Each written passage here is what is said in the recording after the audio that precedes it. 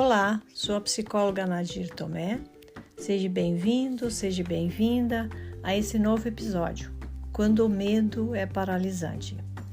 Esse episódio foi solicitado por uma pessoa muito especial. E vamos lá então.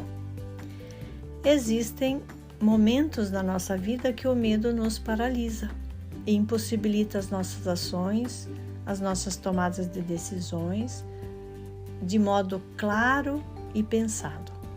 Mas antes de falar deste medo, eu quero falar um pouco do medo bom, de como ele funciona no nosso organismo, para depois sim voltar a falar e a dar dicas sobre o medo paralisante. Então, o medo bom é um sentimento legítimo e primitivo do ser humano. Nós nascemos com ele e ele tem um lado muito bom, que é quando ele nos proporciona um estado de alerta, demonstrado muitas vezes pelo receio que nós temos de fazer alguma coisa. E geralmente quando nos sentimos ameaçados, tanto física quanto psicologicamente. Ele nos protege na hora do perigo ou da ameaça real. Logo, ter medo é bom.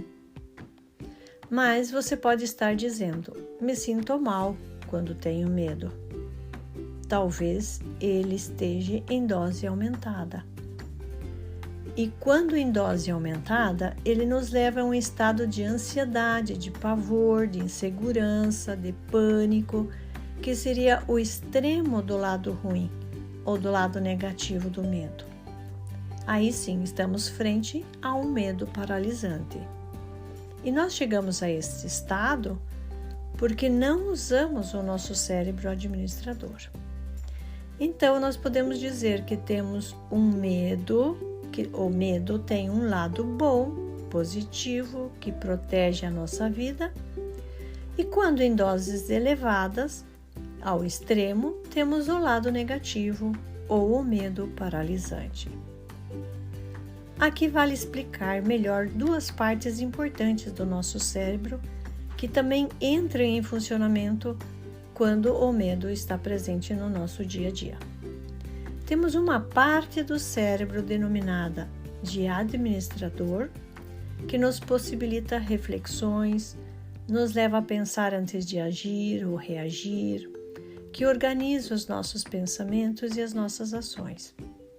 E uma outra parte chamada de cérebro primário, responsável pelas nossas ações irracionais de sobrevivência, ou seja, da manutenção da vida, que são associadas frente a um perigo eminente. Agora, melhor explicando como o medo acontece no nosso organismo. O medo é uma reação obtida a partir de um contato com algum estímulo físico ou mental, como a interpretação de uma situação, a imaginação medrosa, uma crença limitante que temos sobre determinadas coisas, ou determinado local, ou determinada situação. E esta situação, ou esse estímulo, gera uma resposta de alerta no organismo. Esta reação inicial dispara uma resposta fisiológica no organismo que vai liberar hormônios do estresse, como a adrenalina e o cortisol. Isso para preparar o nosso organismo para lutar ou fugir, dependendo da situação. Isso nós fazemos sem pensar e reagimos rapidamente para salvar a nossa vida frente à ameaça. Isso tudo acontece no cérebro primário, que é o responsável por respostas de sobrevivência importante para a preservação da vida, do nosso estado de bem-estar. Por exemplo, se você vai atravessar a rua e vem um carro com velocidade, você rapidamente corre e faz isso sem pensar.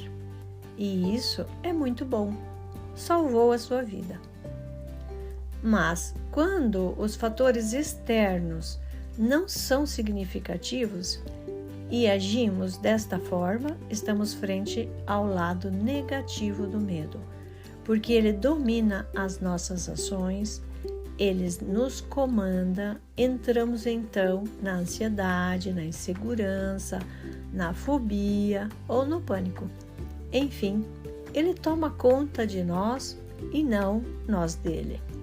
Ele nos paralisa.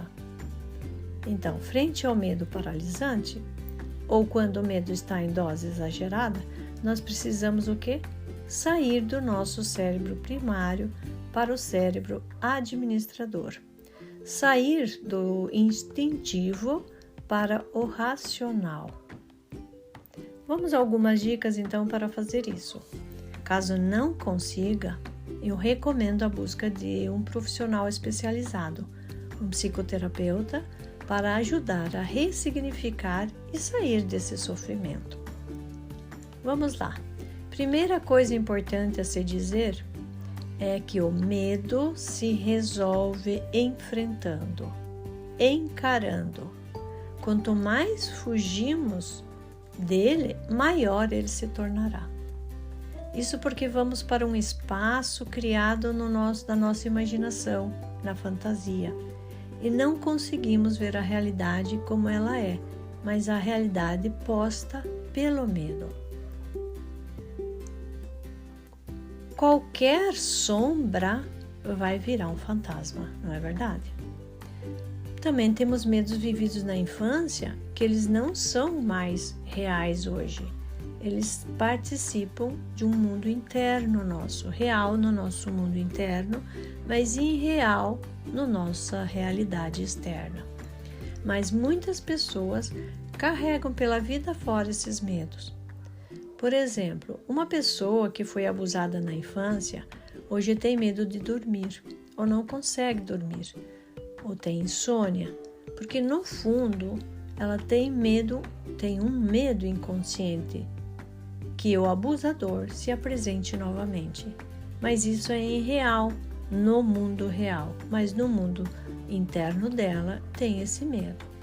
Não existe essa possibilidade real.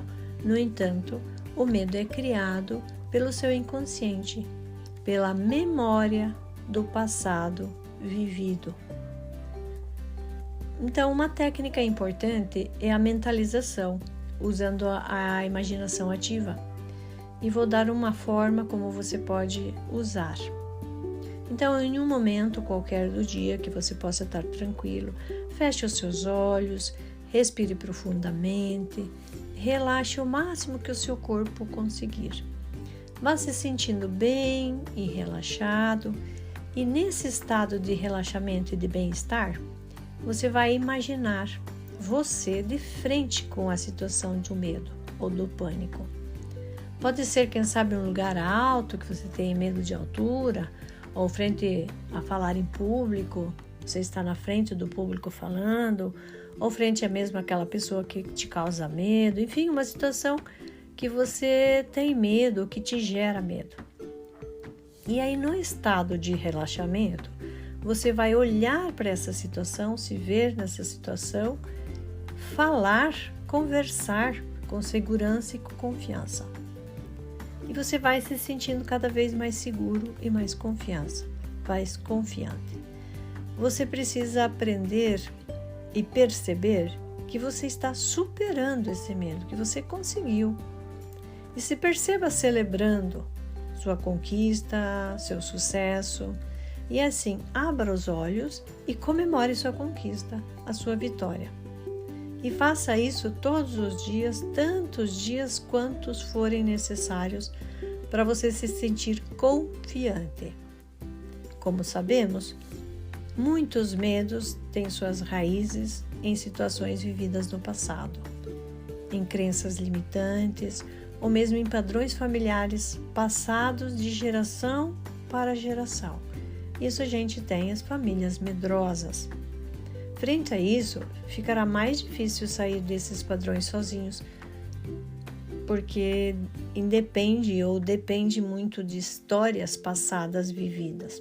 Portanto, nesse momento eu volto a recomendar a busca de psicoterapia para a ressignificação deste medo e também para devolver esse medo a quem é de direito e não carregar mais para a próxima geração.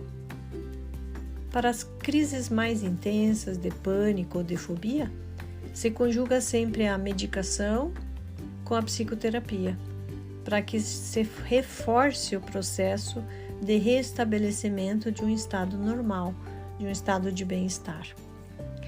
Busque resolver e vencer os seus medos. Eles te limitam a ser feliz, a ser livre. Eles te impedem de ter saúde emocional, de se sentir bem. Você merece ser pleno, ser plena, ser confiante, ser feliz. Por hoje é tudo. Paz e bem no seu coração. E até um próximo episódio.